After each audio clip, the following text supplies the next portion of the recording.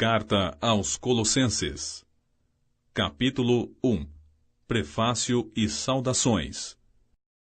Apóstolo de Cristo Jesus, por vontade de Deus, e o irmão Timóteo, aos santos e leais irmãos em Cristo que estão em Colossos. Graça e paz a vós outros, da parte de Deus, nosso Pai.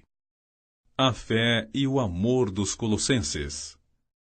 Damos graças a Deus, Pai de nosso Senhor Jesus Cristo, rogando sempre por vós, desde que ouvimos falar da vossa fé em Cristo Jesus e do amor que tendes por todos os santos, por causa da esperança que vos está reservada no céu, da qual já ouvistes pela palavra da verdade, o Evangelho, que vos alcançou e da mesma forma está chegando em todo o mundo, frutificando e se espalhando, assim como ocorreu entre vós, desde o dia em que ouvistes e conhecestes a graça de Deus na verdade, segundo fostes instruídos por Epáfras, nosso amado conservo, leal ministro de Cristo em nosso favor.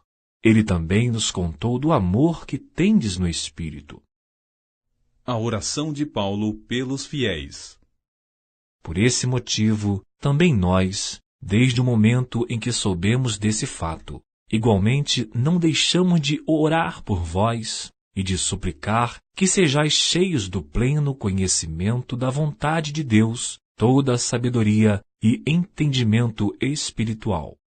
E tudo isso com o propósito de que possais viver de modo digno do Senhor, agradando-lhe plenamente, frutificando em toda boa obra, crescendo no conhecimento de Deus, sendo fortalecidos com todo o poder, segundo a maravilhosa força da sua glória, para que com alegria tenhais absoluta constância e firmeza de ânimo, dando graças ao Pai, que nos tornou dignos de participar da herança dos santos no reino da luz. A suprema pessoa de Cristo. Ele nos resgatou do domínio das trevas e nos transportou para o reino do seu Filho amado, em quem temos a plena redenção por meio do seu sangue, isto é, o perdão de todos os pecados.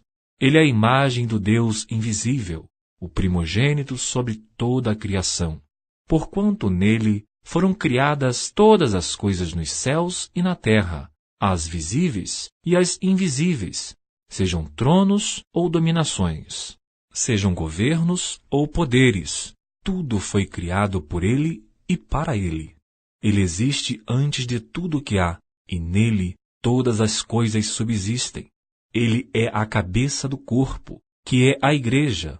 Ele é o princípio e o primogênito dentre os mortos, a fim de que em absolutamente tudo tenha a supremacia, porquanto foi do agrado de Deus que nele habitasse toda a plenitude, e por intermédio dele reconciliasse consigo todas as coisas, tanto as que estão na terra quanto as que estão nos céus, estabelecendo a paz pelo seu sangue vertido na cruz. E a vós outros também que, no passado, eres estranhos e inimigos de Deus, conforme demonstrado pelas obras mais que praticáveis. Agora, entretanto, ele vos reconciliou no corpo físico de Cristo por meio da morte, para vos apresentar santos, inculpáveis e absolvidos de qualquer acusação diante dele. Se de fato permaneceis na fé, alicerçados e firmes, sem vos afastar da esperança do Evangelho que ouvistes e que está sendo pregado a todas as pessoas em todo o mundo, do qual eu, Paulo, me tornei ministro. O ministério do apóstolo. Agora me alegro nos meus sofrimentos por vós e completo no meu corpo o que resta das aflições de Cristo em benefício do seu corpo, que é a Igreja, da qual me tornei servo de acordo com a convocação de Deus, que me foi outorgada para convosco, a fim de tornar completamente conhecida a palavra de Deus, o mistério que esteve oculto durante séculos e gerações, mas agora foi revelado aos seus santos, a quem Deus, entre os que não são judeus, aprouve dar a conhecer as riquezas da glória deste mistério, isto é, Cristo em vós, a esperança da glória. A ele, portanto, proclamamos aconselhando-o e ensinando a cada pessoa, com toda a sabedoria, para que apresentemos todo homem perfeito em Cristo. E para cumprir esse propósito, eu me esforço arduamente, lutando conforme o seu poder que opera eficazmente em mim. Capítulo 2. A luta para pregar o Evangelho. Portanto, gostaria que soubesses como é grande a luta que enfrento por vós, pelos que estão em Laodiceia e por todos que ainda não me conhecem pessoalmente. Esforço-me a fim de que o coração deles seja animado, estando vós unidos em amor e juntos alcanceis toda a riqueza do pleno entendimento, para que possais conhecer perfeitamente o mistério de Deus, a saber, Cristo. Nele estão ocultos todos os tesouros da sabedoria e do conhecimento. Falo dessa forma para que ninguém vos engane com argumentos interessantes, porém falsos. Porquanto, apesar de estar fisicamente distante de vós, estou convosco em espírito, e me sinto feliz ao verificar que estáis vivendo em plena ordem e como está firme a vossa fé em Cristo. Cristãos livres do legalismo. Sendo assim, da mesma forma como recebestes a Cristo Jesus, o Senhor, também andai nele, alicerçados e edificados nele, transbordando em gratidão. Tende muito cuidado para que ninguém vos escravize a vãs e enganosas filosofias, que se baseiam nas tradições humanas e na falsa religiosidade deste mundo, e não em Cristo, pois somente em Cristo habita corporalmente toda a plenitude de Deus. Assim como em Cristo estáis aperfeiçoados, ele é o cabeça de todo o poder e autoridade. Nele também fostes circuncidados, não por intermédio de mãos humanas, mas com a circuncisão feita por Cristo, que é o despojar da carne pecaminosa. Isso aconteceu quando fostes sepultados com ele no batismo, e com ele foram ressuscitados mediante a fé no poder de Deus que o ressuscitou dentre os mortos. E a vós outros, que estáveis mortos pelas vossas transgressões e pela incircuncisão da vossa carne, vos deu vida juntamente com ele, perdoando todos os nossos pecados, e cancelou a escrita de dívida, que consistia em ordenanças e que nos era contrária. Ele a removeu completamente, pregando-a na cruz. E despojando as autoridades e poderes malignos, fez deles um espetáculo público, triunfando sobre todos eles na cruz. Portanto, ninguém tem o direito de vos julgar pelo que comeis, ou pelo que bebeis, ou ainda com relação a alguma festa religiosa, celebração das luas novas ou dos dias de sábado. Esses rituais são apenas sombra do que haveria de vir. A realidade, todavia, encontra-se em Cristo. Não aceiteis que alguém seja árbitro contra vós, fingindo humildade ou culto a anjos, fundamentando-se em visões, ostentando a inútil arrogância do seu conhecimento carnal.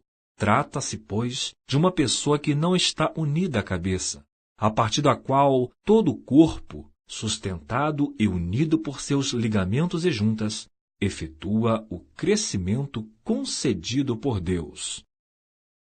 Só Cristo nos livra do pecado.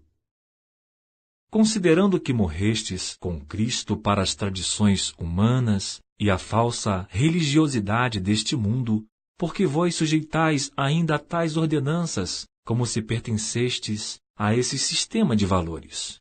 Não mais obedeçais a regras como estas: não toques, não proves, não manuseis. Todas essas regras estão destinadas a desaparecer pelo uso, pois se baseiam em ordenanças e ensinos meramente humanos. Esses regulamentos têm, de fato, a aparência de sabedoria, com sua pretensa religiosidade, falsa humildade e rígida disciplina para com o corpo, mas não têm valor algum para refriar as paixões da carne. Capítulo 3. Vivendo plenamente em Cristo. Portanto, visto que fostes ressuscitados com Cristo, buscai o conhecimento do alto, onde Cristo está assentado à direita de Deus. Pensai nos objetivos do alto, e não nas coisas terrenas, pois morrestes e a vossa vida está escondida com Cristo em Deus. Quando Cristo, que é a vossa vida, for manifestado, também vos manifestareis com ele em glória.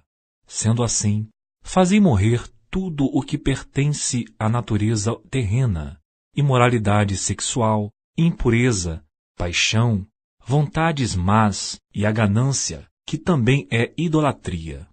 É por causa dessas práticas malignas que vem a ira de Deus sobre os que vivem na desobediência. Nelas também andastes no passado, quando ainda vivias com esses hábitos. Mas agora, livrai-vos de tudo isto: raiva, ódio, maldade, difamação, palavras indecentes do falar. Não mintais uns aos outros, pois já vos despistes do velho homem com suas atitudes, e vos revestistes do novo homem, que se renova para o pleno conhecimento, segundo a imagem daquele que o criou. Nessa nova ordem de vida, não há mais diferença entre grego e judeu, circunciso e incircunciso, bárbaro e cita, escravo ou pessoa livre, mas sim Cristo é tudo e habita em todos vós.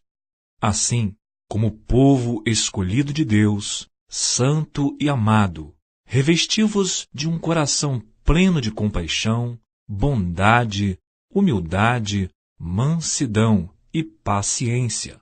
Zelai uns pelos outros e perdoai-vos mutuamente. Caso alguém tenha algum protesto contra o outro, assim como o Senhor vos perdoou, assim também procedei. Acima de tudo, no entanto, revesti-vos do amor, que é o elo da perfeição. Seja a paz de Cristo o juiz em vossos corações, tendo em vista que fostes convocados para viver em paz, como membros de um só corpo, e sede agradecidos. Habite ricamente em vós a palavra de Cristo, ensinai e aconselhai uns aos outros com toda a sabedoria, e cantai salmos, hinos e cânticos espirituais, louvando a Deus com gratidão no coração. E tudo quanto fizerdes, seja por meio de palavras ou ações, fazei em o nome do Senhor Jesus, oferecendo por intermédio dele graças a Deus Pai. O cristão e seus relacionamentos. Mulheres, cada uma de vós seja submissa ao próprio marido, pois assim deveis proceder por causa da vossa fé no Senhor. Maridos, cada um de vós ame sua esposa, e não a trate com grosseria. Filhos, obedecei em tudo a vossos pais, porquanto essa atitude é agradável ao Senhor. Pais, não irriteis vossos filhos, para que eles não fiquem desanimados. Escravos, obedecei em tudo a vossos senhores terrenos, não servindo apenas quando supervisionados, como quem agem somente para contentar os homens, mas trabalhando com sinceridade de coração por causa do vosso temor ao Senhor. E tudo quanto fizerdes, fazei-o de todo o coração, como para o Senhor e não para os homens, conscientes de que recebereis do Senhor a recompensa da herança. É a Cristo o Senhor que estais servindo. Pois quem agir de forma injusta receberá o devido pagamento da injustiça cometida, e nisto não há exceção para pessoa alguma. Capítulo 4. Senhores, tratai vossos servos de modo justo e equânime, sabedores de que também vós tendes um Senhor no céu. Orar, vigiar e render graças. Perseverai na oração, vigiando com ações de graças. Rogai ao mesmo tempo de igual maneira por nós, para que Deus abra uma porta para nossa mensagem, a fim de que possamos proclamar o mistério de Cristo, pelo qual estou preso. Orai para que eu consiga manifestá-lo francamente, como me cumpre fazê-lo. Portai-vos com sabedoria, para com os que são de fora. Aproveitai ao máximo todas as oportunidades. A vossa maneira de falar seja sempre agradável e bem temperada com sal, a fim de saberes como deveis responder a cada pessoa. Paulo envia conservos em missão. Quanto à minha situação, Tíquico, irmão amado, fiel ministro e conservo no Senhor, de tudo vos informará. Eu vou-lo envio com o objetivo principal de vos colocar a par sobre como estamos vivendo, e para que ele possa confortar o vosso coração. Em sua companhia, vos envio Onésimo, leal e amado irmão, que é um de vós. Ele vos farão saber tudo o que está acontecendo por aqui. Saudações finais. Saúda-vos Aristarco, meu companheiro de prisão, assim como Marcos, primo de Barnabé, sobre quem já recebestes instruções. Portanto, se ele vos for visitar, recebei-o. Jesus, chamado Justo, também vos envia saudações. Esses são os únicos da circuncisão que são meus cooperadores em benefício do reino de Deus. Eles têm me proporcionado grande apoio e consolo. Epáfras, que também é um de vós, e servo de Cristo Jesus, vos envia saudações. Ele está sempre guerreando por vós em suas orações, para que, como crentes maduros e cheios de fé, continueis caminhando firmes na prática de toda a vontade de Deus. Sou testemunha do quanto ele se esforça em seu zelo fraternal por vós e pelos que estão em Laodiceia e em Hierápolis. Lucas, o médico amado, e Demas vos cumprimentam carinhosamente. Cumprimentai igualmente todos os irmãos em Laodiceia, e também Ninfa e a igreja que se reúne em sua casa. Depois de lida entre vós, fazei com que esta carta também seja recebida e lida na igreja dos Laodicenses, e que vós, de igual modo, possais ler a carta de Laodiceia, e dizei a Arquipo: cuida do ministério que recebeste no Senhor, para que o cumpras. Bênção apostólica. Eu, Paulo, faço questão de saudar-vos de próprio punho. Lembrai-vos das minhas algemas. A graça esteja em todos vós.